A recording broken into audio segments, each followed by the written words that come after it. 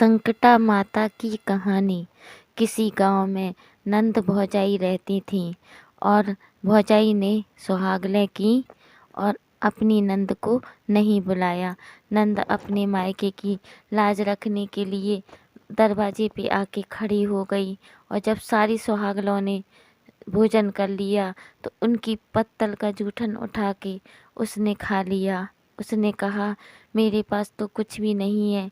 पास ही संकटा माता का मंदिर था, वहाँ जाकर खड़ी खड़ी रोने लगी। तो औरतों ने कहा कि आप क्यों रो रही हैं, और वो संकटा माता की पूजा कर रही थी।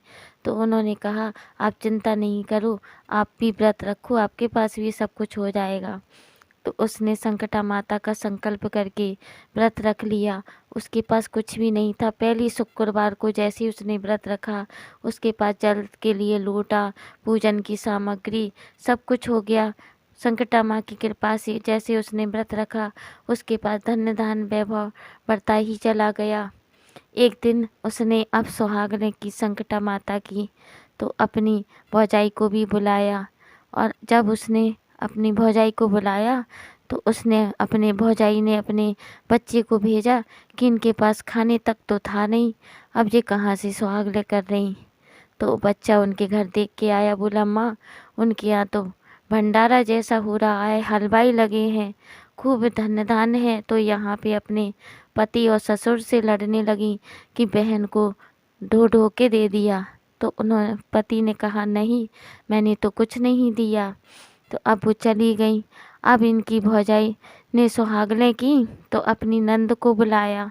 तो नंद इनके घर भोजन करने आई जब सुहागनों में, तो बोली, भाभी, एक चौकी और लगाना हमारे बगल में। तो भाभी बोली, वो किसके लिए? बोली, आप तो लगाना। अब जब सुहागनें भोजन करने बैठी तो उस चौकी पर एक एक जेवर उतार के रखती जा रही और कह रही, ज्योरे सोने ज्योरे रूपे हमका जेवे काने बूचे। यह सुनकर बार बार कहने लगी।